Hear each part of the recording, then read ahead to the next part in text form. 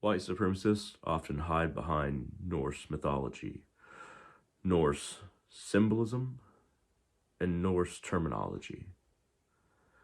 They have a tendency to try to take from the past what they view as supremely white and making it their own to show that they are for a white race. Nothing could be farther from the truth. In the last 300 years, white supremacists that have been colonizers and, of course, Christians have used a certain degree of terminology to classify and even justify their actions as being for a civilized race, a justified race, one who is bringing order to the known continental universe. In reality, when they use the term Wotan, and you'll see some white supremacists who look like evangelical Christians using the term Wotan, being old white men who don't look like they've ever created a campfire for themselves, talking a lot about how Wotan will bring his people together and make them dominant over every other people. That is a gross combination of Christian ideology and white settler ideology. It has almost nothing to do with Norse either symbolism or the names and identities of gods. So gods and spirits in general. And, the word white, I don't know this for a fact, but the word white, W-I-G-H-T, refers to a spirit. Not necessarily one that has white skin, just a spirit in general. But we get the W-H-I-T-E term sometimes when it's used like this because the other term is misunderstood. The W-I-G-H-T term is misunderstood. The same spirit can exist in all people. And land whites are not white-skinned. Land whites are these spirits of the land. And if we look back on that fact alone, we see that the idea of, white itself kind of like falls apart. But regardless, we see a lot of white supremacists saying Wotan rather than Odin, which is the proper, pronunciation of Odin. Odin. And of course, there's little slight differentiations of language and pronunciation. So Thor for the Norse, for people that were more east, might have been porn, P-H-O-R, rather than a T-H-O-R. And Thor is already kind of anglicized. But even that anglicization, or that anglicizing of, certain Norse gods or words, shows that Christianity itself can just change the meaning of things. There's a reason why in Nazi Germany they took something like the swastika. It was originally a symbol for protection, defense in the Norse symbolism. But they took it and they made it something that was racial for some reason, somehow. Now the swastika pops up in Siberian symbolism as well, and Tibet, and in other Buddhist sects, and in Hinduism. A lot of the time it means the progress forward. Some of the time it means peace. A lot of the time it means peace in Buddhism. And it has, 4 little dots. But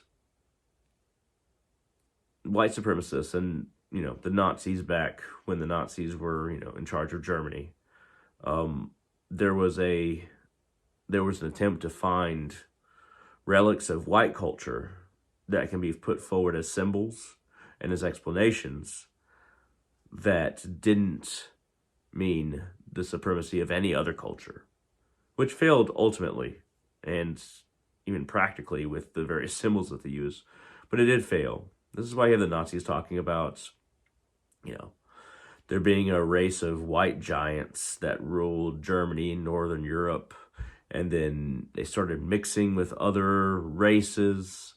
There's only one human race. Neanderthal is in the DNA of the vast majority of the human race, which we are all a part of. The only people who don't have any Neanderthal, which is where they get this idea of the white giants, and it leads into German Superman and the whole justification and prediction and identification of white Germans being superior. The only people who don't have Neanderthal DNA at all is if you're 100% sub-Saharan African. 100%, which very few people are.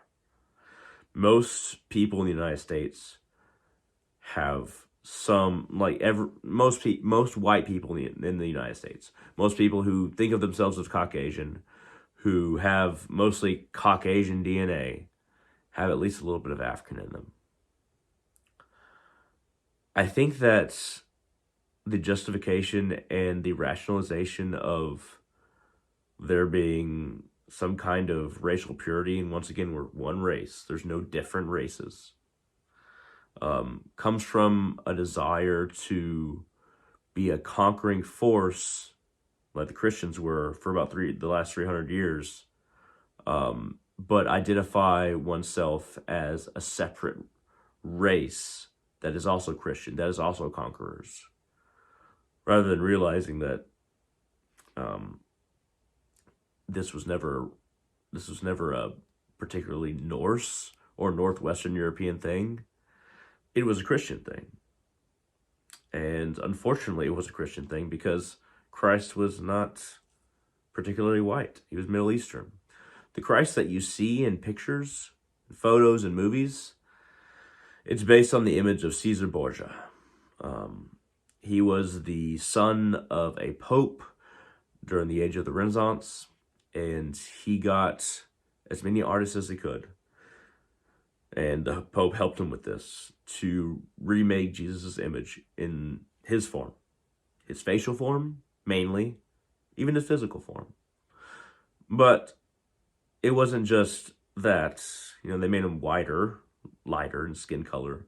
And somehow, Caesar Borgia also thought that he was the reoccurring Mars, the avatar of Mars, come cleanse the world of barbarians and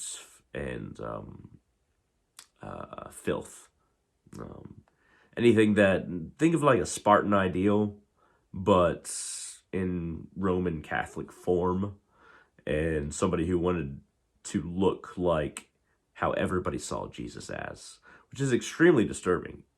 I imagine even for Christians who actually know this. But there's this idea of manifest destiny that the United States seems to have actually transferred into culture later on, where in most other countries, I'd literally say most, you might live at your parents' house for a while, but for the manifest destiny kind of culture of America, you get out as soon as possible, you get away from your parents as soon as possible, and you start making your own way in the world. Now, there's nothing wrong with that in and of itself. Just like there's nothing wrong with Greek families, 4 generations living in a house. There's nothing wrong with that in and of itself, but it's an echo of the past of, we got to spread out, we got to move out, we got to expand, we got to move west. We have to populate. And the idea of populating is kind of also from the Bible, but transferred to even the white people who did it, who don't have any Jewish or Middle Eastern blood at all. The craziest thing is that the white supremacists are feeding on a cultural identity that they despise because it was so prolific in people who had northern blood for hundreds of years. The conversion didn't stop at making everybody Christian. It kept on going into white is right, WHITE, not WIGHT, which is something completely different. That's a spirit. I think that's where the word white came from. But making things white is right. Christianity was a big force in that. And do I think that Christ wanted this? Do I think that Christ was, even saw any white people, quote unquote white people, when he was around, when he's actually alive? No. Because Christianity got turned into imperialism. It got turned into expansionary and colonizing doctrine by those who wielded it. Not as a hammer to build a house, but as a hammer to bludgeon other people's heads in. And this spread both racial understanding, I say lack of understanding, racial lack of understanding, and Christianity. And it spread and it became a part of the culture of European peoples. Peoples going even from Spain into the Indies and into the Caribbean, and slaughtering people who wouldn't give up or wouldn't surrender unto Christ, or were just they weren't knowledgeable about Christ, so they should be burned, skinned, and hung alive, and then their gold taken because they're going to hell anyway. That happened a lot with the Spanish Empire, but it also happened with the English Empire. Of course, the Dutch Empire, but the Dutch Empire is kind of overstated compared to how much the English and the Spanish did it. By the way, I have all these bloods in me. I have African blood. I have Native American blood. I have English, I have Spanish blood. And there's always a part of oneself. It's not so much that you want everybody to realize that everybody's the same thing, everybody's the same race, what have you. When you read enough, when you study enough history, you just want people to understand history. And then if they make conclusions that are dumb or stupid, then at least they understood it. But most of the time, people are reading rehashed history, or not understanding how Christianity played a gigantic role in colonialism and the expansion of European powers, and the detriment, the trauma, the pain, the torture of indigenous souls wherever it went.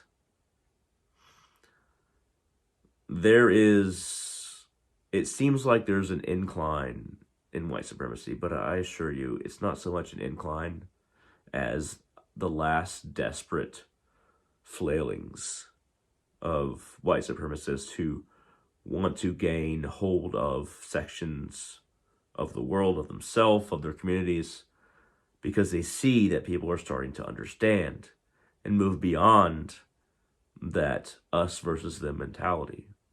That either we win and they lose, or they win and we lose mentality. It's going to take another 50 years for white supremacy to really dial down, but these are the last flailings. I'm telling you. People naturally mix. But even if they didn't, I'll give you an example. The Vikings had no idea of race. They enslaved way more white people than people of Slavs or other Vikings, English, Irish. They enslaved way more white people than anybody of any other ethnicity. And even ethnicity isn't quite a correct word because we're even more alike than that. But enslaved way more white people than anybody else. And you start to understand the nature of slavery when you realize that, they didn't use the term, race, or they didn't have the idea of different races. They were like, okay, I got you. Now you're a slave. It started to get justified in different ways later on. I'm not saying the Vikings are worse than the Christians who enslaved people. The Christians enslaved far more people. But you start to see the reasons, because we have in the writing system that everybody in the Western world kind of knew, or multiple writing systems at any rate. The Vikings didn't have that. You start to see racism and slavery institutionalized and justified, in seeing the differences, and seeing these differences as weaknesses or aberrations or diseases that made people who look different of lesser quality, of lesser worth, and only meant to be dominated. Because people will always try to justify and explain why they're doing terrible things. At the very least, the Vikings, we don't have a whole lot of written history from them. We just have runestones, but they didn't seem to try to explain away these things. The Viking, everybody kind of took slaves, but Christianity and Europe kind of made it into an imperial thing, where it stretched far and wide, where thousands and thousands of slaves would die farming pepper, or indigo, or tobacco, or cotton. And it's okay because they're lesser human beings, right? That's what people have to tell themselves, because most people aren't monsters. They have to make up a reason why they're doing things to people who are suffering, and they have to convince themselves that what they're doing is okay. Most of our founding fathers had slaves and were rabid slave masters, including George Washington, who, despite having a farm in one state, he moved the bulk of his slaves to another state, about 300, every 6 months, and moved them back in, because any slave who had been living in the state for 6 months, in the state that he had his plantation in, would gain their freedom. So he moved hundreds of slaves out and in. It is gross. But what makes white supremacists very pathetic is that they don't seem to understand, even if let's say they're not Christian. Let's say there's some white supremacists that aren't Christian. They're taking white Christian ethics and history and trying to use it to back up Northwestern European culture, which doesn't make any sense. They're trying to use Northwestern European symbols to back up Christian imperialism, which doesn't make any sense. They're trying to see themselves as rightful conquerors because white people are on top. But like Doctor Who says, nobody wins for long. And we haven't won for long. I mean, I have African and Native American blood. I don't know if I can say we. They certainly wouldn't let me into the Nazi Empire, but nobody wins for long. And you're grabbing onto ideals, ultimately, that have a Judeo root. And don't y'all hate the Jews? Wasn't Jesus a Jew? Don't you deny the Holocaust? Aren't these people that you dislike, but for some reason you're grabbing onto the roots and making them your own while trying to grab onto your own white roots? What are you doing? It doesn't make any sense. It never has, and it never will. Because white nationalism and fascism, they're bipolar. They're schizophrenic. And I can say that as schizophrenic. They don't add up. Because they're based on whim and emotion and whatever is the most convenient to justify what you already wanted to do in the first place. So, in all honesty, You have to ask yourself, do you know history? And who are you even trying to make your heroes? If it's Hitler, good God, man. Meth addict, afraid to die in battle, even though his generals at the very end said, hey, let's go die in battle. Afraid to die in battle, shaking, a weak man. He became blind during World War One when he learned that the Germans got defeated. That's weak, isn't it? He chewed on carpets when he was waiting for battle reports because he was so anxious to learn what happened. That's weak, isn't it? He most likely has sexual relations with his niece.